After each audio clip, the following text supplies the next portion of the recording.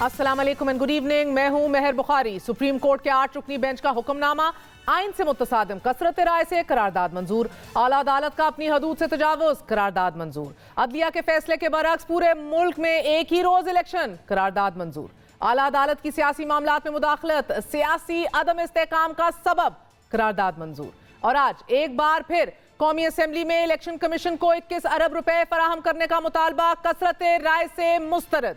गोया रियासत के 2 बड़े सतूनों का तसादुम बदमस्त हाथियों की लड़ाई बन चुका है। 14 अप्रैल को chief justice of Pakistan Umar Ata Bandial की सरबराही में जस्टिस एजाजुल एहसन और जस्टिस मुनीब अख्तर पर मुश्तमिल 3 रुकनी बेंच ने स्टेट बैंक ऑफ पाकिस्तान को कंसोलिडेटेड फंड से रकम निकालने का हुक्म दिया था। अदालत ने अपने हुक्म में कहा कि स्टेट बैंक के मुताबिक हुकूमत के मुख्तलिफ अकाउंट्स में 1 खरब 40 अरब से ज्यादा के फंड्स मौजूद हैं। अदालत ने इन तमाम फंड्स की तफसील से निशानदही की जो बराह रास्त स्टेट बैंक के कंट्रोल में है। तहरीरी फैसले में लिखा गया कि अदालत ये नहीं समझती कि हुकूमत को आईनी तौर पर 21 अरब रुपए फंड्स के इजरा में कोई रुकावट या मुश्किल है। आज कायमा कमेटी बराए खजाना ने आला अदालत के हुक्मनामे पर गौर करने के बाद मामला ऐवान को भेजा। कायमा कमेटी और काबीना ने आज ही खसूसी इजलास में कौमी असेंबली की मंजूरी के बगैर फंड जारी ना करने की सिफारिश की थी। इजलास में यह नुक्ता उठाया गया कि स्टेट बैंक ऑफ पाकिस्तान का इलेक्शन कराने के लिए फंड जारी करना खिलाफे कानून है। फेडरल कंसोलिडेटेड फंड के एक एक पैसे का हिसाब वफाकी हुकूमत रखती है। वजारत खजाना कह चुकी कि इंतखाबात के लिए बजट में इजाफी फंड्स नहीं रखे गए। इंतखाबात पर दोबारा इखराजात मुल्की मुफाद में नहीं है। सुप्रीम कोर्ट ने स्टेट बैंक को फंड्स का इंतजाम करने की हदायत दी है, जबकि सरकारी फंड्स के ट्रस्टी अवाम के मुंतखब नुमाइंदे हैं। इजलास के बाद नाजरीन मीडिया से गुफ्तगू करते हुए वजीर कानून आजम नजीर तार ने खुलकर स्टेट बैंक के दायरा इख्तियार पर बात की। स्टेट बैंक का वो रोल नहीं है। स्टेट बैंक ने तो सिर्फ रकम पे लीगन लगाना ना कि उसको जारी करना जो है वो वजारत खजाना और कौमी असम्बली का इस्तेहकाक है। कोर्ट ने भी ये कहा था कि आप बाद में अप्रूवल ले लीजिएगा। जबकि तहरीक इंसाफ के सीनियर रहनुमा फवाद चौधरी ने मुतालबा किया कि सुप्रीम कोर्ट के फैसले के बाद स्टेट बैंक का अभी तक फंड्स जारी ना करना हुक्म अदूली है। सुप्रीम कोर्ट वजीर आजम और काबीना के खिलाफ तौहीन अदालत की कार्रवाई शुरू करे। जो रकम है ये आज अगर ट्रांसफर नहीं होती तो ये सुप्रीम कोर्ट की तौहीन होगी, जिसमें पहले एक्टिंग गवर्नर स्टेट बैंक जो है वो अपने घर पे जाएंगे और उन्हें 6 महीने की सजा भी सुनाई जा सकती है। हर सूरत में सुप्रीम कोर्ट के फैसले पर अमल दरामद करना होगा। 14 मई को पंजाब में इलेक्शन कराने होंगे। अगर नहीं होगा तो फिर ये सड़कों के ऊपर दमादम मस्कलंदर होगा। नेशनल इलेक्शन के ऊपर बातचीत करनी है, बातचीत कर लें। सूबाई इलेक्शनों के ऊपर बातचीत का वक्त गुजर चुका है। बदमस्त हाथियों की इस लड़ाई में हर इदारा अपनी अपनी पोजीशन संभाल चुका है। नाज़रीन, कौमी सलामती कमेटी के इन कैमरा इजलास में पहली बार ए पॉलिटिकल क्वार्टर्स से इस लड़ाई में पोजीशन क्या है वाज़ेह पैगाम मिला। आर्मी चीफ का कहना है कि ताकत का महवर अवाम के मुंतखब नुमाइंदे हैं, हम मुंतखब नुमाइंदों का साथ देंगे। नए पुराने पाकिस्तान की बहस छोड़कर अब हमारे पाकिस्तान की बात करनी चाहिए। आइन कहता है इख्तियार अवाम के मुंतखब नुमाइंदों के जरिए इस्तेमाल होगा। मुंतखब नुमाइंदे मंजिल का तयन करेंगे। पाक फौज पाकिस्तान की तरक्की और कामयाबी के सफर में उनका भरपूर साथ देगी। सियासत के 70 साला तारीख में एक नया बाब खुला है कि जिसे जुडिशल मार्शल लॉ का नाम दिया जा रहा है। अब पीडीएम के सरबराह मौलाना फजल रहमान साहब क्या मानते हैं कि जुडिशल मार्शल लॉ नाफिज हो चुका है इस मुल्क में। चीफ जस्टिस ने इलेक्शन कमीशन और हुकूमत के इख्तियारात पर कब्जा कर लिया है। हर एक का एक दायरा इख्तियार है। अदलिया का अपना दायरा इख्तियार है, इंतजामिया का अपना दायरा इख्तियार है। आप क्यों मुदाखलत कर रहे हैं उसमें? किसी को छोड़ा आपने? इलेक्शन कमीशन के इख्तियारात आपने सल्ब कर लिए। पार्लियामेंट के इख्तियारात पर कब्जा तो इलेक्शन कमीशन के इख्तियारात पर कब्जा तो इंतजामिया के इख्तियारात पर कब्जा। अगर सुप्रीम कोर्ट इस तरह है तो फिर हम इसको अदालत कहने की बजाय एक अदालती मार्शल लॉ से ताबीर कर सकते हैं। और आज पाकिस्तान पीपल्स पार्टी के रहनुमा सईद गनी भी ऐसे ही खदशात का इजहार कर रहे थे।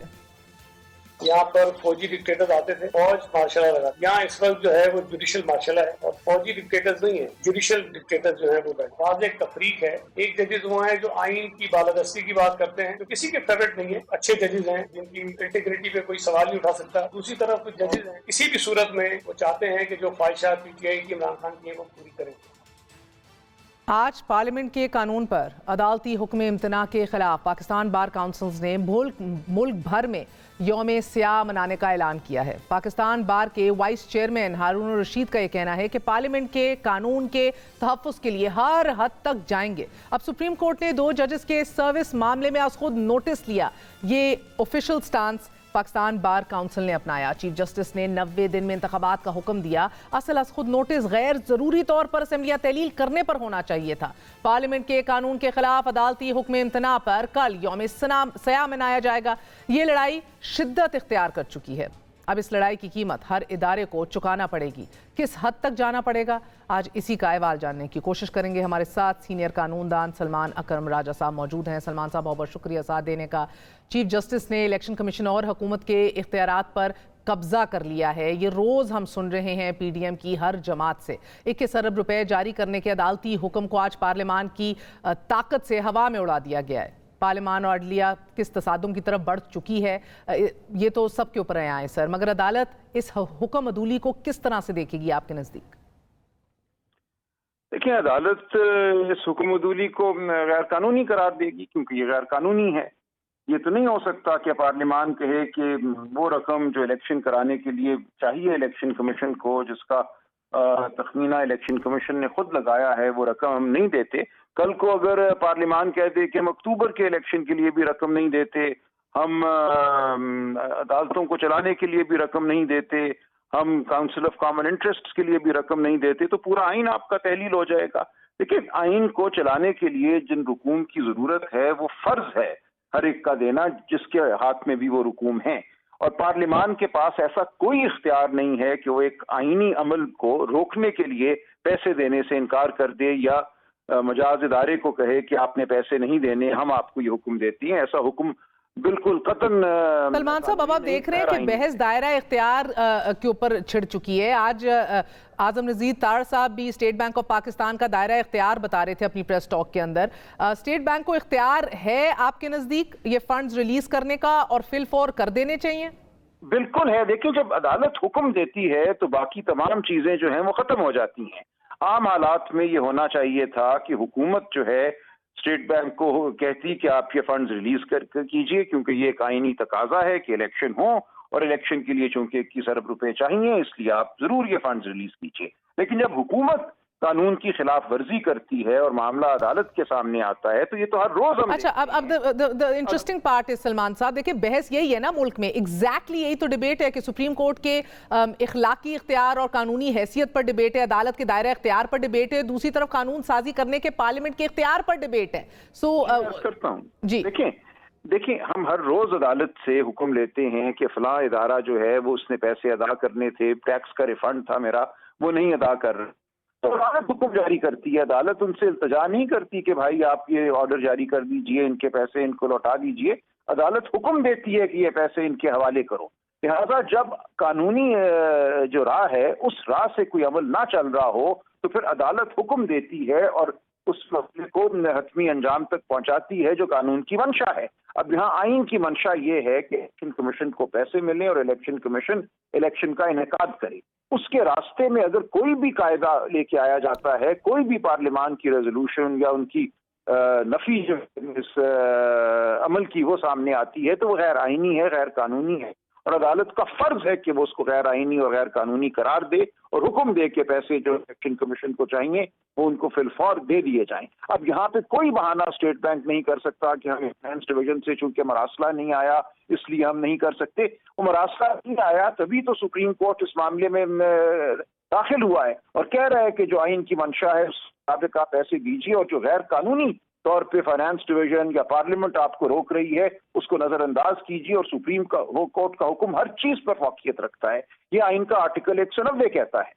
बहुत बहुत शुक्रिया। सलमान अकरम राजा साहब हमारे साथ मौजूद थे। सुप्रीम कोर्ट का फैसला हर चीज़ पे फौकियत रखता है। पाकिस्तान बार काउंसिल के वाइस चेयरमैन हारून रशीद हमारे साथ हैं, साथ देंगे। हमारे लतीफ़ खोसा साहब गवर्नर रह चुके हैं, अटॉर्नी जनरल ऑफ पाकिस्तान रह चुके हैं, सीनियर मोस्ट पार्लियामेंटेरियन हैं, बड़ी वाज़ेह पोजीशन आइन की और कानून की पासदारी के रखे हुए हैं, जिसकी भारी कीमत अपनी जमात से भी अदा करनी पड़ चुकी है। बहुत बहुत शुक्रिया आप दोनों मेहमानों का। हारून रशीद साहब, आपने गुफ्तगू सुनी सलमान अकरम राजा साहब की भी, वो कह रहे हैं कि सुप्रीम कोर्ट का हर फैसला फौकियत लेता है हर चीज पे।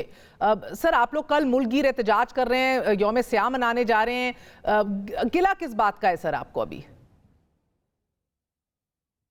देखिए ना, अगर सुप्रीम कोर्ट के ऑर्डर्स को ज़ाहिर है माना जाता है, लेकिन पार्लियामेंट जो है वो कानून साजी करती है और कानून साजी में उसका राइट है, सुप्रीम कोर्ट का ऑर्डर करना उनका इख्तियार है। अब अगर एक स्टेट बैंक के गवर्नर ने अमाउंट रिलीज करनी है तो वो किसी की इजाजत से करनी नहीं है, और क्योंकि उसका अपना तो इख्तियार है, कोई नहीं है कि वो नहीं, आप कह रहे हैं, मुझे जरा समझा दीजिएगा हारून रशीद साहब, अगर सुप्रीम कोर्ट ने हुक्म दिया है स्टेट बैंक के गवर्नर को कि ये पैसे अकाउंट नंबर 1 से रिलीज करके इलेक्शन कमीशन को दिए जाएं और फिर बार भी है उसको उसकी भी तब्दीली कर दी जाए और इतला दे दी जाए ऑडिटर की तरफ से इलेक्शन कमीशन को, तो आप कह रहे हैं गवर्नर स्टेट बैंक ये नहीं कर सकता? गवर्नर स्टेट बैंक की उसकी अपनी अथॉरिटी तो है, कोई नहीं है कि वो किसी खाते में जाके वो अपने तय तो कर ही नहीं रहा ना। मैं तो आपसे ये पूछ रही हूँ सर, सुप्रीम कोर्ट के हुक्म की रोशनी में गवर्नर ये कर सकता है या नहीं कर सकता?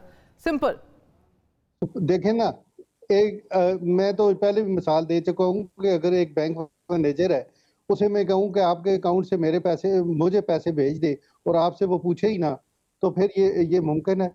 अगर सर, मैं आपसे बड़ा सिंपल सवाल पूछ रही हूँ, मुझे क्लैरिटी के लिए समझना है सर। एक घर की वालदा है, घर के वालिद हैं, तो आप बता दीजिए किसकी सुननी है? वालिद साहब कह रहे हैं मुझे कि मुझे ये पैसे रिलीज करने हैं, काम करना है, तो मैं आप कह रहे हैं पहले वालदा से भी रुजू फरमाऊं या वालिद के कहने पे कर दूं? सिंपल सी बात करें।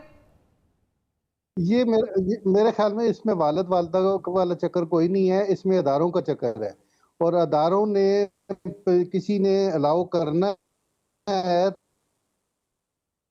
तो चलें, शायद लतीफ खोसा साहब थोड़ी रोशनी डाल सकें। लतीफ खोसा साहब, क्या गवर्नर स्टेट बैंक के पैसे रिलीज कर सकता है या he does not have the authority to do so? क्योंकि वजीर दाखिला समेत मुतअद्दिद रहनुमा पीडीएम की हुकूमत के मुतनब्बे कर रहे हैं, वार्न कर रहे हैं स्टेट बैंक के किसी भी शख्सियत को ये काम ना करने के हवाले से। देखिए, मैं पहली बात तो ये है कि आर्टिकल 190 बड़ा वाज़ेह है कि ऑल अथॉरिटीज इन पाकिस्तान, जिसमें including the legislature, the executive, the prime minister, the president, governor, everybody has to work in aid of the supreme court of Pakistan. यानी सुप्रीम कोर्ट का फैसला हर इदारे पर आइन के मुताबिक वाजिब और लाजिम है और उस पर अमलदारी, उन पर आइन में पाबंदी कर दी गई है, इसमें कोई इबाहम नहीं है। एक बात।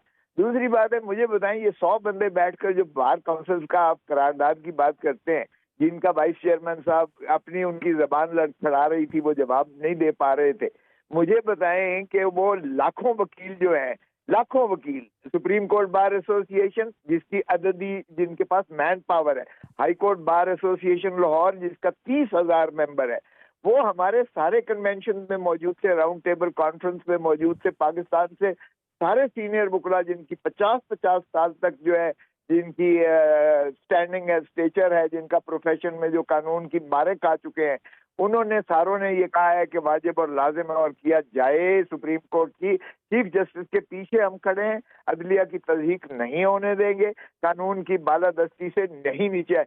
और मेहर बात सुने, आर्टिकल 220 में भी लिखा हुआ है, आर्टिकल 220 में कि तमाम इदारे जो हैं वो इलेक्शन कमीशन ऑफ पाकिस्तान के तकाजों के पाबंद हैं। तो इलेक्शन कमीशन ऑफ पाकिस्तान ने जब तकाजा किया है और उसकी सुप्रीम कोर्ट ने सैंक्टिफाई कर दिया, 2 मरतबा, 1 मरतबा नहीं 2 मरतबा सैंक्टिफाई कर दिया, और तमाम इदारों को यही कहा वज़ारत खजाना के पैसे दे 21 अरब रुपया, और ये सुप्रीम कोर्ट का फैसला कोई हवा में नहीं आया है, ये आईनी तकाजे को पूरा करने के लिए। देखें महर, अगर आइन नहीं है तो इस मुल्क में फिर अनारकी है। अब खोसा साहब, hold your thought right here. Haroon Rashid साहब, मैं आपको एक और मौका दूंगी, बड़े सादा लफ्जों में समझा दीजिए सुप्रीम कोर्ट का फैसला गैर आईनी कैसे है, कानून से मुतसादिम कैसे है, और आप क्यों इसके खिलाफ जा रहे हैं, बस सादा लफ्जों में समझा दीजिए। सिंपल बात यह है कि उन्होंने अगर ऑर्डर किया है कि गवर्नर स्टेट बैंक रिलीज करे फंड्स, तो उस गवर्नर ने अपनी एक रेफरेंस भेजा है पार्लियामेंट को कि आया मुझे ये अमाउंट देनी चाहिए या नहीं देनी चाहिए। मैं यही कहता हूँ कि गवर्नर के पास अपना इख्तियार कोई नहीं है कि वो पैसे रिलीज कर सके। तो उसने पार्लियामेंट से पूछा है, तो पार्लियामेंट खुद मुख्तार इदारा है, पार्लियामेंट ने रिफ्यूज कर दिया है। अच्छा, जी खोसा साहब, ये मजाक करने वाली बात है। देखें, पार्लियामान ये जो कह रहे हैं ना, खुद मुख्तार सॉवरेन इदारा, बिल्कुल नहीं है पार्लियामेंट। किसने कहा कि पार्लियामेंट सॉवरेन है? भाई आईन सॉवरेन है, आईन बालादस्त है, आईन के ताबे हर इदारे ने काम करना है। आईन में लिखा हुआ है कि सुप्रीम कोर्ट के ऑर्डर की पाबंदी लाजिम और उस पर मस्तूजब है, और 204 आर्टिकल लगेगा ही लगेगा, क्योंकि जो भी सुप्रीम कोर्ट की वायलेशन करे। और मुझे बताएं इस इदारे की क्या अहमियत है जिसमें वजीर कानून खुद बैठे हुए हैं पाकिस्तान बार काउंसिल में, ये जानते हुए कि वो वजीर कानून होने के नाता से ही उसका लाइसेंस सस्पेंड हो जाता है वकालत का, वो नहीं रह सकता मेंबर पाकिस्तान बार काउंसिल का। इनका तो कॉन्फ्लिक्ट ऑफ इंटरेस्ट है। हारून रशीद साहब, इस कॉन्फ्लिक्ट ऑफ इंटरेस्ट पे भी थोड़ी सी रोशनी डाल दीजिएगा। आजम नजीर ताड़ साहब, देखें ना, लॉ मिनिस्टर जो है वो लॉ मिनिस्टर हैं। उनका आज वो ना तो इजलास में थे, ना ही उनका इस कमेटी से कोई ताल्लुक था। पहले भी लॉ मिनिस्टर रहे हैं। अगर सस्पेंड होता तो फिर साहब जो लॉ मिनिस्टर था तो उसी का होता, वो तो मेंबर भी रहा है। अब बात यह है, खोसा साहब जो बात करती है, ये तो एक पार्टी के इंटरेस्ट में सारे लोग बात करते हैं और पार्टी को कंसर्न करते हैं। हमारी कोई पार्टी नहीं है, हम पार्टी वो तो अपनी पार्टी की रुकनियत से हाथ धो बैठे हैं। या पार्टी से हूँ मैं, तो पाकिस्तान पीपल्स पार्टी का हूँ। मैं किस पार्टी के इंटरेस्ट में बात कर रहा हूँ? मैं तो सिर्फ आइन के। आप अभी आप पार्टी में हैं अभी तक खोसा साहब? जी बिल्कुल, मैं सेंट्रल एग्जीक्यूटिव कमेटी का मेंबर हूँ पाकिस्तान पीपल्स पार्टी का। मैं इसका सरबराह रहा हूँ, सेक्रेटरी जनरल रहा हूँ, और अब भी सेंट्रल एग्जीक्यूटिव कमेटी का मेंबर हूँ पाकिस्तान पीपल्स पार्टी का। देखें, रानी शहीद बेनजीर भुट्टो, बाबा शहीद जुल्फकार अली भुट्टो का ये दिया हुआ आइन है। पार्लियामेंटरियंस का जिक्र आप नहीं कर रहे, आप उस तफरीक की बात कर रहे हैं कि आप पीपल्स पार्टी का हिस्सा हैं। बिल्कुल, मैं कह रहा हूँ कि ये कैसे कह रहे हैं, ये हुकूमत की तर्जमान बने हुए हैं पाकिस्तान पीपल्स पार्टी। जरदारी साहब ने जो इंटरव्यू दिया था, उन्होंने ये जिक्र किया था। एक सेकंड हारून रशीद साहब, उनको बात मुकम्मल करने दें। आपको लग रहा है कि बार काउंसिल सियासी हो गई है लतीफ खोसा साहब? इसमें कोई शक वाली बात है? 100% जो है, बिल्कुल आप देख लें, बोली उनकी बोल रहे हैं। ये इन्होंने कहा कि जी ये जो है इकट्ठा कराया जाए, इलेक्शन जो है एक ही वक्त पे कराए जाए, ये आइन में लिखा हुआ है। ये तो हुकूमत की और पीडीएम की ये जो है मौक़िफ़ है कि एक ही वक्त में इलेक्शन करवाए जाए। अगर राना सनाउल्लाह जो है फितना करके कहता है और बाकियों को कहता है कि सहूलतकारों को उनके अजीब अजीब लफ्ज़ नाम लेके करता है, मुझे बताएं क्या रियासती आदाब को भी हम थोड़ा भी मलहूज़ खातिर रखते हुए इज्जत से किसी को नहीं पुकार सकते? तो ये नहज पर अच्छा, ये हारून रशीद साहब, आप ये बहरहाल इल्जाम लगाया जा रहा है पाकिस्तान बार काउंसिल पे भी बार बार कि बिल्कुल in to the dot and comma and apostrophe आप वही बात कर रहे हैं जो हुकूमत वक्त कर रही है। बात ये नहीं है, इल्जाम जाहिर है, जब हम इनके इंटरेस्ट की बात नहीं करेंगे तो हम पे इल्जाम ही लगाएगा। अदरवाइज तो हम वही करेंगे जो हमारा अदारे, जो सारी बार काउंसिलों ने बैठ के डिसाइड किया है। पाकिस्तान बार काउंसिल, तमाम सूबाई बार काउंसिल और तमाम हाई कोर्ट के प्रेसिडेंट सारों ने बैठ के ये डिसाइड किया। वो इलेक्टेड लोग हैं, ये इलेक्टेड लोग तो है। कल करवा लें, हड़ताल करवा लें, एक दिन करवा के दिखाएं जरा। वकला बिल्कुल इनके साथ नहीं है। वकला किस सेंस में या तो कोई अथॉरिटी हो। अच्छा, वकला बिल्कुल आपके साथ नहीं है, ये लतीफ खोसा साहब का दावा है। मगर मुझे इजाजत दीजिए लतीफ खोसा साहब, कौमी असेंबली ने supreme court review of justice and orders bill के उन्वान से एक और कानून साजी जो है वो मंजूरी उसकी दे दी अभी फ्राइडे को ही। मुजवज़ा बिल का ये मकसद बज़ाहिर जो है वो हकायक और कानून दोनों पर रिव्यू नजरसानी के वसी दायरा कार की इजाजत देकर सुप्रीम कोर्ट की नजरसानी के दायरा कार को बढ़ाने की बात कर रहा है। यानी कि जो स्कोप है आपके रिव्यू का, that's been expanded to very much look like और रिजेंबल एन अपील। तो बहुत से इस तरह के एक्सपर्ट्स और कानूनी माहिरीन हैं जो इसे छुपे हुए कानूनी हमले के मुतरादिफ करार दे रहे हैं, उस तरह से देख रहे हैं। आपको लग रहा है कि ये वाकई नजरसानी की आड़ में अपील दायर करने की इजाजत ढूंढने की कोशिश कर रही है ये हुकूमत? देखिए महर, एक बात तो ये मुझे हैरत होती है कि यहाँ बैठ के कानूनदान सारे बन गए हैं।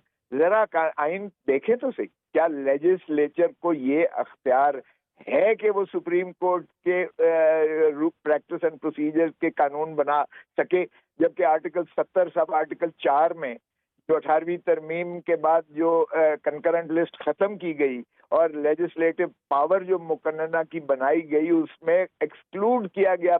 अगर आइटम 55 शेड्यूल का, पहले शेड्यूल का देखें तो आइटम 55 में except the supreme court of Pakistan बाकी अदालतों के तरीका कार या उनके हदूद के यूद के बारे में पार्लियामेंट की कानून साजी का अख्तियार है, लेकिन उसको एक्सक्लूड किया गया है स्पेसिफिकली आइन के उस आर्टिकल में सुप्रीम कोर्ट को, इसलिए कि सुप्रीम कोर्ट अपने जवाबित जो है आर्टिकल 191 में सुप्रीम कोर्ट रूल्स 1980 बना चुकी। और अगर आपने अपील राइट रखना है तो फिर आपको आर्टिकल 184(3) में अमेंडमेंट करनी पड़ेगी, आर्टिकल 184(4) एक ऐड करना पड़ेगा और राइट ऑफ अपील वगैरह वगैरह आपको ये आईनी तरमीम से होगा, ये कानून साजी से नहीं कर सकती है लेजिस्लेचर। इसलिए जब ये कानून कहते हैं कि लेजिस्लेचर सुप्रीम है, लेजिस्लेचर सुप्रीम बिल्कुल नहीं है। क्या आप बुनियादी हकूक पर कानून साजी कर सकते हो? So sir, this can only lead to two eventualities ना, inevitably या तो आपके वजीर आजम नाअहल हो जाएंगे या तो चीफ जस्टिस साहब की जो इख्तियारात हैं वो कर्टेल होंगे, या worst case scenario chief justice साहब will have to leave as well. Worst case scenario की बात नहीं होगा, आप फिक्र ना करें, आप खातिर जमा रखें। चीफ जस्टिस का will never have to leave because that will be the end of the constitution and खाकम बदेन मुल्क फिर जो है आप दाव पे लगा रहे हैं, क्योंकि दोबारा आपसे आइन नहीं बन पाएगा। तो इसलिए ये हम भी कहते थे कि खत नहीं लिखेंगे ओवर माय डेड बॉडी, हमने भी बड़ी बढ़ के मारी थी और यूसुफ रजा गिलानी को न सिर्फ हमने जो है सजा करवाई थी प्राइम मिनिस्टर, न सिर्फ उनको इस प्रीमियरशिप गई थी बल्कि 5 यूसुफ रजा गिलानी का ही मुस्तकबिल नजर आ रहा है आपको शहबाज शरीफ के लिए हारून रशीद साहब, मुमकिन है? देखिए ना, अब तो किसी एक इंडिविजुअल की बात है ही नहीं है। अब तो अगर असेंबली ने उसे रिफ्यूज कर दिया है तो पूरी पार्लियामेंट है, पार्लियामेंट ने कानून बनाया है और ये अब सुप्रीम कोर्ट में ही पेंडिंग है।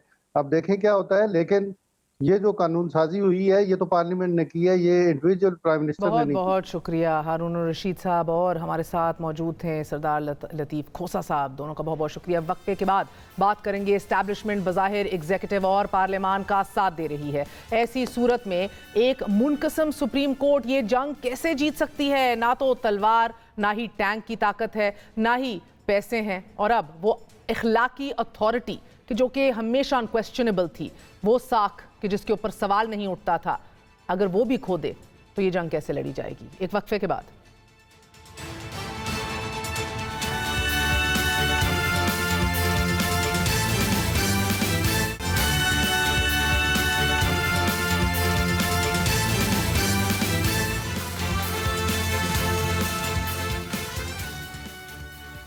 एस्टैब्लिशमेंट बज़ाहिर एग्जीक्यूटिव और पार्लियामान का साथ दे रही है, ऐसी सूरत में एक मुनकसिम सुप्रीम कोर्ट ये जंग कैसे जीत सकती है? ना तो तलवार, ना टैंक की ताकत है, ना ही पैसे हैं, और अब वो अपनी इखलाकी अथॉरिटी और साख भी खोती दिखाई दे रही है। ये मामलात किधर तक जाएंगे, इसी हवाले से बात करते हैं। हमारे साथ काशिफ अब्बासी और सैयद इमरान शफकत मौजूद हैं, नामवर सीनियर सहाफ़ी हैं दोनों। आप दोनों का बहुत बहुत शुक्रिया। अस्सलाम वालेकुम। काशिफ, आपसे आगाज़ करूंगी। फरमाई दीजिएगा कि आज तो पार्लियामान ने एक बार फिर अपनी पूरी ताकत और जोम में आके इनकार कर दिया है पैसे रिलीज करने से। Is the onus very much on state bank of Pakistan, या आपको लग रहा है कि पार्लियामान को इधर भी ढाल बनाकर बच बचाओ का इंतजाम कर लिया गया है?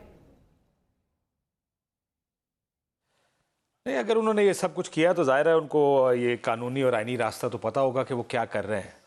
देखिए, ये ओनस जो आप बात करिए स्टेट बैंक ऑफ पाकिस्तान पर तो नहीं है, ये काम तो इस आइन के तहत एक गिवन टाइम फ्रेम में इलेक्शंस कराने हैं, वो 90 दिन के अंदर लाजमी कराने हैं। अब पार्लियामान को इतना सुप्रीम इदारा ज़रूर है, लेकिन देखिए इलेक्शन जो आइन में लिख दिया गया उससे आगे बाईपास तो नहीं कर सकता। कोई करारदाद किसी तरह आप इलेक्शन से नहीं भाग सकते, भागना चाहिए नहीं। एक मुंतखब हुकूमत को, लोगों के नुमाइंदों को, उन लोगों ने जिन्होंने इवेंचुअली इलेक्शन में जाना ही जाना है, आई कांट इमेजिन को इस हद तक जा रहे हैं। हर रोज एक नई करारदाद, एक नया हुक्म, एक नई कैबिनेट की तरफ से कुछ कर देते हैं कि इलेक्शंस की तरफ ना जाना पड़े। कर तो रहे हैं। मैं हमेशा कहता हूं कि हाथों की लगाई गिरें दांतों से खुलनी पड़ती हैं। एक दिन आएगा ये भी दांतों से हम खोल रहे होंगे ये गिरें जो आज ये पार्लियामेंट के जरिए लगा रहे हैं। बट ये बड़ी अनफॉर्चुनेट बात है जिस जगह ये लेके जा रहे हैं इसको। इमरान, कोई भी जो है वो एक स्टेप पीछे, एक कदम पीछे नहीं लेता दिखाई दे रहा। ये अब वाकई अपनी हदूद और जुरिस्डिक्शन की जंग है, अपनी बका की जंग है ये, या अनाव की जंग लग रही है आपको? अनाव की जंग लग रही है। और इसमें आप देखें कि पाकिस्तान की बदकिस्मती है कि हमारे यहाँ जो सियासत होती है वो अमूमन कुछ रियासती ओहदेदारों की डेट ऑफ अपॉइंटमेंट से, उनकी पोस्टिंग से मशरूत होती है या कम से कम उनसे जुड़ी हुई होती है। और हमने माजी में भी देखा कि ये जो पीडीएम है आज की या साबका जो अपोजिशन थी, ये 2018 से, हालांकि 2018 से पहले भी ये शाकी हैं कि जी के किस तरह इमरान खान साहब को लाया गया था और रास्ते मार किए गए थे। ये 2019-21 तक खामोशी से बैठे रहे और अक्टूबर का इंतजार करते रहे। इसी तरह अब कुछ कुव्वतें हैं और फिर आपने देखा होगा कि अक्टूबर के बाद फिर वो बागो बहार हो गया, सब कुछ हो गया। तो इसी तरह अब भी इनको इंतजार है कुछ लोगों को कि ये सितंबर से पहले हो जाए, और कुछ लोगों को इंतजार है कि सितंबर को गुजार के ये वाली चीजें होगी। तो बेसिकली तो ये इसी तरह ही है। मतलब हमारी सियासत जो है इसकी आपको लग रहा है हुकूमत सही कर रही है जो कर रही है? कोई भी ठीक नहीं कर रहा। महर देखें, बात ये है कि क्या सुप्रीम कोर्ट जो कुछ कर रही है क्या वो ठीक कर रही है? अगला सवाल आपसे यही था। आप पहले मेरे पहले सवाल का जवाब दे दे, फिर दूसरे पे भी आ जाएंगे। जी, मैं वही गुजारिश आपसे कर रहा हूँ कि यहाँ पर कोई ठीक नहीं कर रहा है। ये पावर पॉलिटिक्स हो रही है। यहाँ पर जिसका जो दाव लगेगा वो लगाएगा, और हर बंदा जो है वो अपना रास्ता सीधा करने की कोशिश कर रहा है। और लेकिन अब इस दफा जो है वो पलड़ा, अगर आप होल्ड दैट थॉट बिकॉज पूरी अवाम मुनकसिम है, इसी डिबेट और राय यही है। काशिफ, क्या कोई भी कुछ सही नहीं कर रहा? नहीं, देखिए ये कौन ज्यादा गलत कर रहा है इस पे बात कर लेना। ये तो बात तय है। मैं बिल्कुल ठीक बात है ये कि कोई भी ठीक नहीं कर रहा है। सारे अपनी अपनी जुरिस्डिक्शन या अपनी अपनी बाउंड्री से ओवर स्टेप कर रहे हैं। लेकिन किसका बुनियादी यहाँ पर इस मुल्क में हर निज़ाम को एक तरीके से चलाने का काम किसका है? जो कहते हैं मदर ऑफ ऑल पार्लियामेंट है। लोग कहते हैं हम इस मुल्क के मुंतखब नुमाइंदे हैं और इस मुल्क को चलाना हमारा काम है। तो सबसे ज़्यादा जिम्मेदारी उसको ठीक तरीके से चलाने की उन लोगों के साथ है जिन लोगों ने ये जिम्मेदारी उठाई है कि इस मुल्क को हमने चलाना है, इस मुल्क की कानून साजी हमने करनी है, आइन और कानून हमने बना के देने हैं। वो जो कहते हैं ना कि this is the mother institution, जिसको पार्लियामेंट कहते हैं। तो मैं तो मानता हूं कि जिम्मेदारी सबसे ज्यादा पार्लियामेंट की होनी चाहिए। तो ज्यादा तो सबसे ज्यादा जिम्मेदारी भी उन्हीं की है। अगर खराबी भी होगी, देखिए मैं इमरान से इस बात पे एग्री करता हूं, बहुत से फैसलों से आप इख्तलाफ करेंगे। आप 63 का फैसला है, अब से इख्तलाफ करेंगे कि कैसे दिया गया है। लेकिन जब जो लोग जहाँ आइन में लिख दिया गया है कि 90 दिन में इलेक्शन या नॉट लेटर देन 90 डेज, किस इदारे को इस्तेमाल करेंगे कि इलेक्शन ना कराया जाए? और फिर वहां खड़े होकर हर प्रेस कॉन्फ्रेंस में रोज गालियां निकालते हैं, सुप्रीम कोर्ट खराब है, फलाना खराब है। इससे पहले गालियां निकालते थे फौज खराब है, इस्टेब्लिशमेंट खराब है। पहला मौका मिला इस्टेब्लिशमेंट से डील बना के हुकूमत में आके बैठ गए हैं, उनके साथ हर किस्म के काम करते। सो ये पावर गेम तो है, पावर पॉलिटिक्स तो है, लेकिन जिसकी जिम्मेदारी ज्यादा, मेरा ख्याल है जिम्मेदारी सबसे ज्यादा उठानी भी उसको चाहिए कि they are the biggest ones responsible for what is going on in this country right. So Imran, अब ज़ाहिर इस्टेब्लिशमेंट तो इस हुकूमत अवाम के नुमाइंदों के साथ खड़ी है, बल्कि ये खुल के बात चीफ अवामी स्टाफ ने कही कि अब पुराना और नए पाकिस्तान की नहीं, हमारे पाकिस्तान की बात की जाए और ताकत का महवर अवाम है और अवामी नुमाइंदे ही सब कुछ फैसला करेंगे। जब ये वाज़ेह पोजिशनिंग एक ले ली गई, वाज़ेह तौर पर दिखाई दे रहा है, तो at the end of the day, जिस तरह मैंने इब्तदाइये में कहा कि अब इस जंग कह लें, तसादुम कह लें, कन्फ्रंटेशन कह लें, जो भी आपको अच्छा लगता है एडजेक्टिव, इसमें सुप्रीम कोर्ट के पास सबसे एक बड़ी मॉरल अथॉरिटी, अपनी सिर्फ मॉरल अथॉरिटी होती है। ना टैंक है, ना तोपे हैं, ना तलवारें हैं, ना पैसे हैं, ना किटीज हैं। तो आप किस तरह सुरखरू होते देख रहे हैं इधर, जब अदालत का हुक्म के ऊपर ही नेगोशिएशन स्टार्ट हो गई है, जो कल तक नॉन नेगोशिएबल होता था? देखिए, मैं बातें हैं दो। पहली बात तो ये कि आपने बड़ी अच्छी बात कर दी कि पार्लियामान जो सुप्रीम कोर्ट है उसके पास जो सबसे बड़ी अथॉरिटी होती है वो मॉरल अथॉरिटी होती है। और मॉरल अथॉरिटी का हाल ये है कि वो दस्तों की रिबां है मॉरल अथॉरिटी। हमें वो सुप्रीम कोर्ट को क्यों ये जो थी वो वजाहत देनी पड़ी कि इस तरह का कोई वाकया नहीं हुआ, हालांकि वो वाकया हुआ। अच्छा, दूसरी बात ये है कि जब आप किसी पसंद और नापसंद के ऊपर जाएंगे, जब आप अपने दायरा इख्तियार से बाहर निकलेंगे, ये कंट्रोवर्सी जनरेट कहां से हुई है? ये कंट्रोवर्सी अब आप ये देखें कि ये क्या मजाक है कि पंजाब में तो हम इलेक्शन करवाएंगे और आपकी जो है ना वो गला दबा के करवाएंगे, आपका गिरबान पकड़ के करवाएंगे, लेकिन केपीके में वो जो चल रहा है सिलसिला वो चलने दें।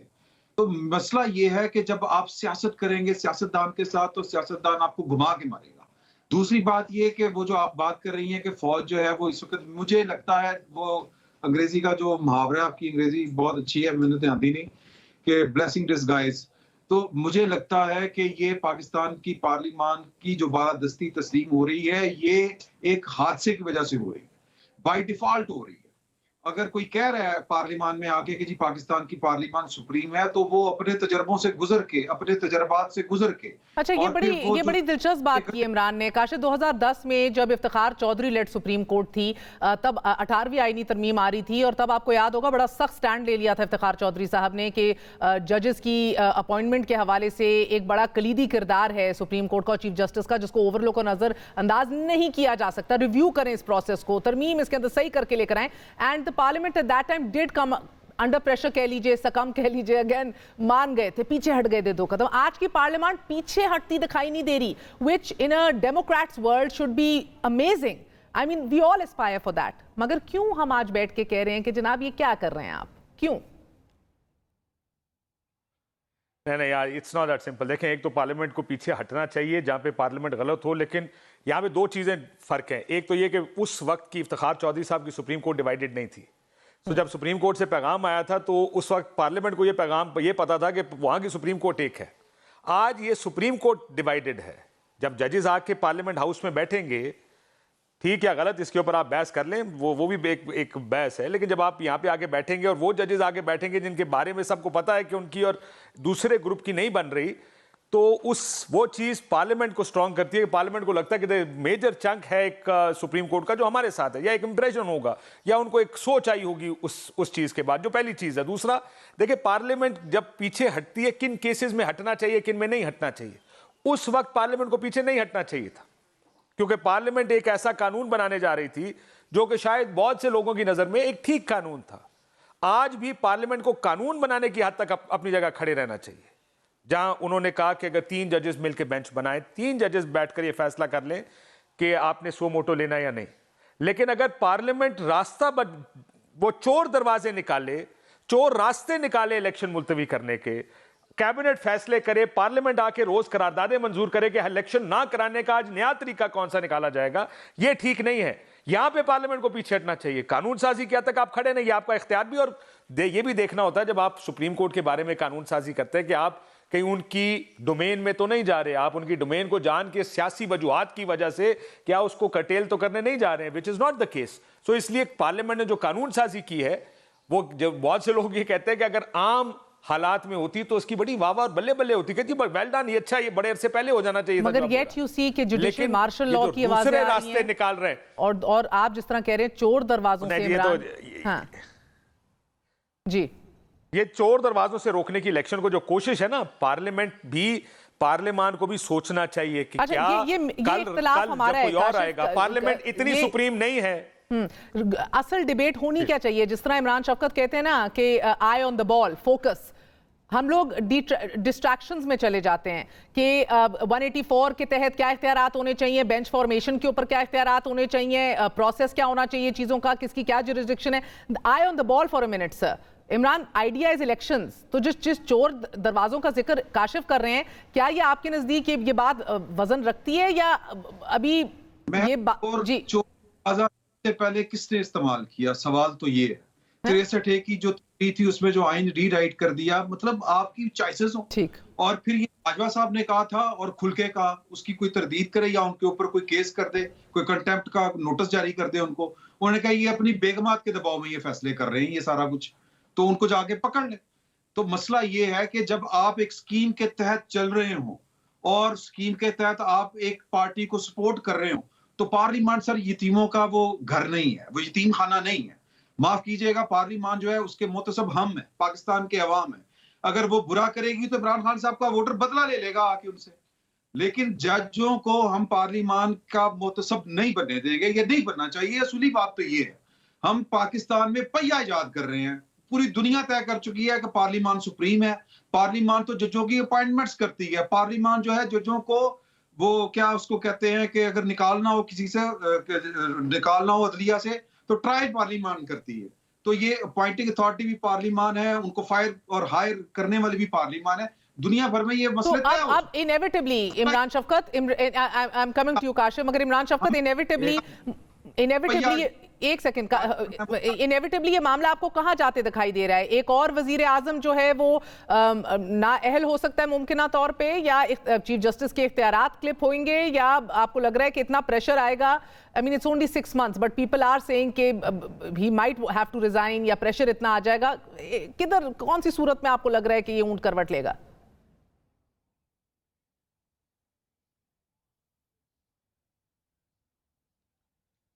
इमरान जी, सॉरी, मैं समझा आपने काशिफ से पूछा। देखें, अवाम की ताकत से कोई नहीं लड़ सकता। अगर पार्लियामान से लड़ना है तो इमरान खान साहब ने लड़ना है।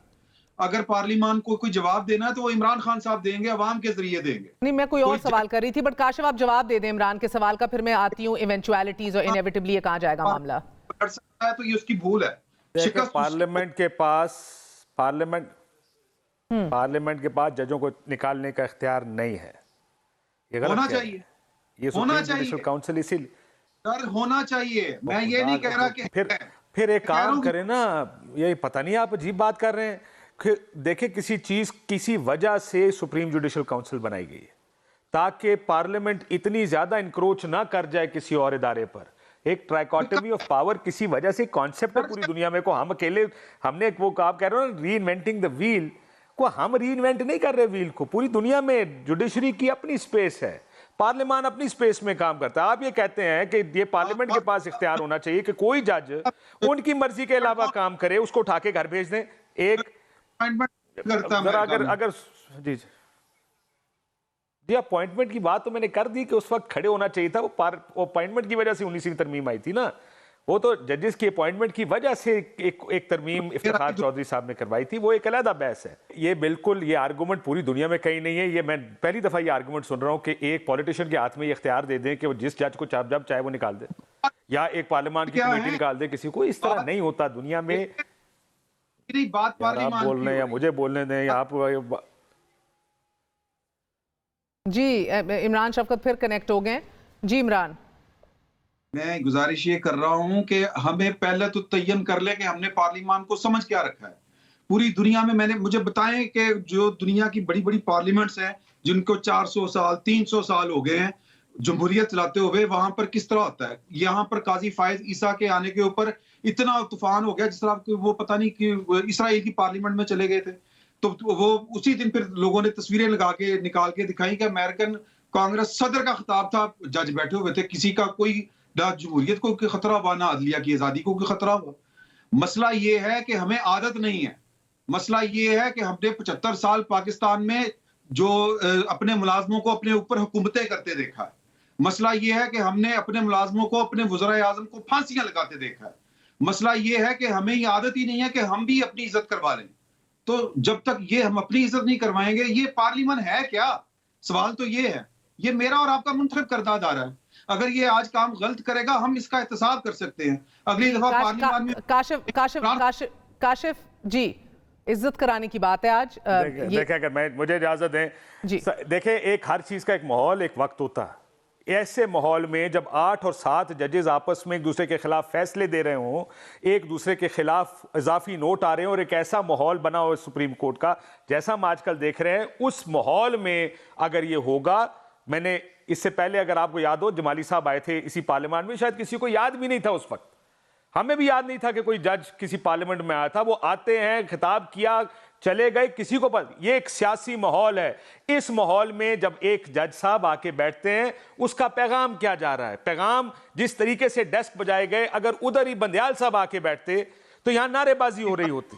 ये पार्लियामेंट ने बताया कि हमारे साथ कौन है। मेरी बात सुने, किसी को बोलने तो दिया करें ना यार। आई एम श्योर आप ठीक कह रहे होंगे, लेकिन मेरा बात तो पूरी हो लेने दें। मैं तो सिर्फ ये कह रहा हूं, एक सर्टेन माहौल की बात होती है। उस माहौल में अगर ना जाया जाए तो कोई फर्क नहीं पड़ता।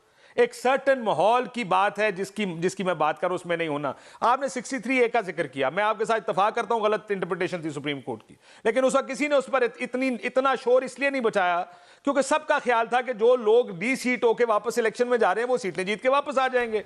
जरा निकालें तो सही, उस वक्त कितने लोगों ने यह कहा कि आइन रीराइट हो गया, कहा लोगों ने कि गलत फैसला है, लेकिन किसी को नहीं पता था कि वो पंजाब की सियासत को इस तरह अफेक्ट करेगा जिस तरह उसने कर दिया। किसको पता था इमरान खान 15-16 सीटें जीत के वापस आ जाएगा? सबका ख्याल था ये मुस्लिम लीग नून का एक वॉकओवर है, ये इलेक्शन 15-16 सीटें बकौल आई एम श्योर इमरान शफकत को भी ये ब्रीफिंग दी गई होगी कि जनाब 15-16 सीटें तो कहीं नहीं गई इस वक्त मुस्लिम लीग नून की, ये 15-16 तो वैसे ही जीत जाएंगे, हो सकता है 18 जीत जाए। ये ब्रीफिंग्स दी जा रही थी। इस वजह से 63A के फैसले को के फैसले ने किसी को अफेक्ट नहीं किया। देखिए हाइंडसाइट पॉलिटिक्स बड़ी आसान होती है कि आज सारे कह रहे वो 63A को देखो, वो देखो क्या इन्होंने इंटरप्रिटेशन कर दी, गलत कर दी ना, मैं भी मानता हूं गलत की है, लेकिन you have to move forward. चीजें, फैसले, पार्लियामान भी फैसले करता है, हर एक फैसले करते हुए आगे चला, उस वक्त के फैसलों का इंपैक्ट ये होगा, ये यकीन माने, इनसे भी पूछ लें, इनको भी पता नहीं होगा। मुझसे अगर कोई पूछता उस वक्त 63A का ये इंपैक्ट आएगा, 30 सेकंड्स इमरान शफकत को मेरे वेमोग्राम में भी नहीं था। अब जो है वो अपील चली गई थी और कहा गया था कि फुल कोर्ट बैठे, और अगर आप काशिफ साहब की याददाश्त काम करती है तो ये शोर पड़ा था कि ये रीराइट कर दिया गया, ये तब भी कहा गया था। मसला ये है कि जहां से बुराई शुरू हुई थी, जहां से गंद शुरू हुआ, जहां से गलती हुई थी, वहीं पर ये गलती भी ठीक हो सकती है, बुराई भी खत्म हो सकती है। उसकी मिसाल ये है कि फुल कोर्ट बैठ जाए। अगर आज आपको लग रहा है कि जी के माहौल वो नहीं है, पार्लियामान गलत कर रही है, तो भाई सुप्रीम कोर्ट अपना घर ठीक कर ले, खुद बैठ के फैसला कर ले, बात खत्म हो जाएगी, मसला ही खत्म हो जाएगा।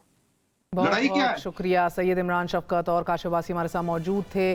फुल कोर्ट के तकाजे अभी भी हैं, बहस पूरे मुल्क के तूल अर्ज में जारी है, इख्तियारात और जुरिस्डिक्शंस के हवाले से better sense needs to prevail, मगर एन इसके बीच में तकरीबन 40 साल तक आवाम को करप्शन के खात्मे और करप्ट सियासतदानों को सड़कों पर घसीटने के दावे करने वाले वज़ीर आज़म शहबाज शरीफ साहब का नया इंकशाफ मंजर आम पर आया है। उनका ये मानना है कि करप्शन तो शायद क़यामत तक ख़त्म ना हो। नवाज शरीफ के दौर में और मेरे सूबे में के दौर में कोई करप्शन थी, करप्शन तो शायद क़यामत तक बंद ना हो। ये अजीब मुल्क है कि जहाँ 40 साल तक अवाम को ये सबक पढ़ाया जाता है कि मुल्क में हर खराबी की वजह करप्शन है, और इसी करप्शन के खिलाफ ऐलान जंग करने वाले आज एक ही काबीना में भी बैठे हैं, जबकि माजी में एक दूसरे के हवाले से क्या क्या कहते थे हमें दोहराने की ज़रूरत नहीं है, आपको दिखाने की ज़रूरत नहीं है, सबको याद है कि क्या वो मंजर होता था। ये इस मुल्क में बसने वालों की बदकिस्मती कह लीजिए या फिर इस मुल्क का अलमिया कह लीजिए कि फिर बकौल मुनीर न्याजी इस मुल्क में शायद किसी यासेब का साया है। एक छोटा सा वक्फा, we gonna be right back.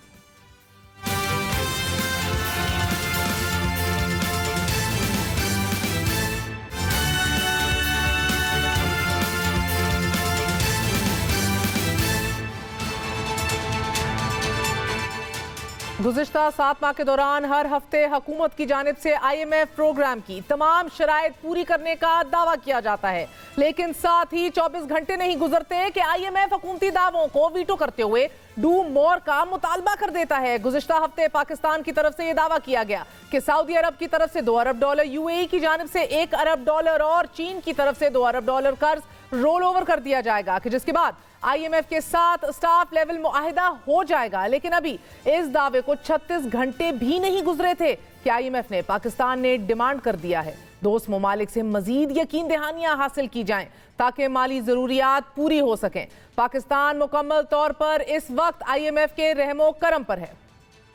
आज भी लकीरें निकाली जा रही हैं ताकि IMF के साथ मुआहिदा हो जाए। फिलहाल हमें IMF की शराइत माननी पड़ रही हैं, हमारे पास कोई और चॉइस नहीं, हर कड़ी उनकी शर्त हमें माननी पड़ रही है। पाकिस्तान इस वक्त बहुत बड़े माशी चैलेंज से गुजर रहा है और ये बात अब कोई राज नहीं रही। सऊदी अरेबिया ने फिर दोबारा कमाल मेहरबानी से हमें $2 अरब मजीद दिए हैं, और इसी तरीके से UAE मुत्तहिदा अमारात ने भी, उन्होंने भी $1 अरब उन्होंने दिया है, और IMF की ये भी एक शर्त वो एक पूरी हो गई।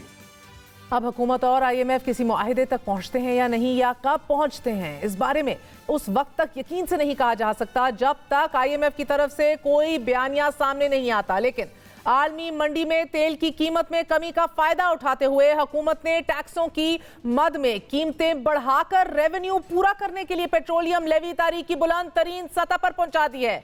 गुज़िश्ता रोज पेट्रोल की कीमत 10 रुपए इजाफे के बाद 282 रुपए, जबकि डीजल 293 रुपए फी लीटर कर दिया गया। इस वक्त पेट्रोल की असल कीमत 216 रुपए 74 पैसे है, जबकि आवाम को 282 रुपए में मिलता है। यानी कि हुकूमत फी लीटर 73 रुपए टैक्स वसूल करती है, जिसमें 57 रुपए पेट्रोलियम लेवी, 2 रुपए 26 पैसे किराया, डीलर्स मार्जिन 7 रुपए और 6 रुपए फी लीटर डिस्ट्रीब्यूशन मार्जिन की मद में वसूल करती है। अब इस वक्त सूरत हाल ये है कि IMF की बताई गई तमाम शराइत, तमाम कंडीशंस पूरी करने के बाद भी पाकिस्तान के मुआशी अशारिये हे वायर दिखाई दे रहे हैं। वर्ल्ड बैंक की हालिया report Pakistan federal public expenditure review के मुताबिक गुज़िश्ता एक दुहाई के दौरान पाकिस्तान के मालियाती खसारे में इजाफा हो रहा है, जिसकी वजह से पाकिस्तान के ज़िम्मे वाजिबुल अदा कर्ज के साथ साथ ट्रेड गैप में भी इजाफा देखने को मिल रहा है। 18वीं आईनी तरमीम और NFC अवार्ड के निफाज के बाद जारी की जाने वाली जायजा रिपोर्ट में यह भी कहा गया है कि मुल्क का मालियाती खसारा, जो कि GDP के औसत 6.2% के बराबर है, वो हर गुजरते दिन के साथ ना सिर्फ बढ़ रहा है बल्कि इसके नतीजे में यह खसारा मुल्क के मालियाती और कर्जों की पायदारी को खतरे में डाल रहा है। रिपोर्ट के मुताबिक ये खसारा और कर्ज fiscal responsibility and debt limitation act 2005 की खिलाफ वर्जी है, कि जिसमें बजट खसारे और अवामी कर्जों के लिए बिला तरतीब 3.5 और GDP के 60% की बालाई हदूद रखी गई हैं। नाज़रीन, मुसलसल बढ़ते खसारे मुईशत को ना सिर्फ मुतासिर कर सकते हैं बल्कि तरक्की की रफ्तार को सुस्त करने के साथ साथ करंट अकाउंट क्राइसिस और गैर मुल्की करेंसी की कमी का सबब बन सकते हैं। और अगर खसारे बहुत ज्यादा बढ़ जाएं तो कर्जों में मजीद इजाफा होता है, जिसके नतीजे में निजी कारोबार ठप हो जाता है। वर्ल्ड बैंक ने जायजा रिपोर्ट में मुतअद्दिद इक़दामात तजवीज़ किए हैं कि जिनमें दौलतमंदों से तवानाई और दीगर सब्सिडीज की वापसी, सूबों को मुंतकिल वजारतों के अखराजात को रोकना या एटलीस्ट घटाना, कम करना, खसारे में चलने वाले रियासती इदारे यानी स्टेट ओन्ड एंटरप्राइजेस से पीछा छुड़ाना और टैक्स नेट को वसी करना, एक्सपैंड करना, मुल्की महसूलात को मुतहर्रिक करना शामिल हैं। रिपोर्ट में बताया गया है कि अगर तजवीज़ करदा इक़दामात पर अमल कर लिया जाता है तो कल GDP के तकरीबन 4% के बराबर माली बचत हो सकती है। नाज़रीन, हमारे सियासतदानों, पॉलिसी साजों, bureaucrats, Babu, you name it, सबको मालूम है कि मुईशत को क्या तकलीफ है और इनका इलाज क्या हो सकता है, क्या होना चाहिए। अब फैसला इन्हीं ने करना है कि इस रिपोर्ट को कैसे नाफिज करना है, या मुईशत को खसारे से कैसे बाहर निकालना है, या फिर will it be business as usual? But the fact is, it will not be business as usual anymore. हम एक point of no return के बहुत करीब आ चुके हैं। That's it for tonight. Good night. Allah Hafiz.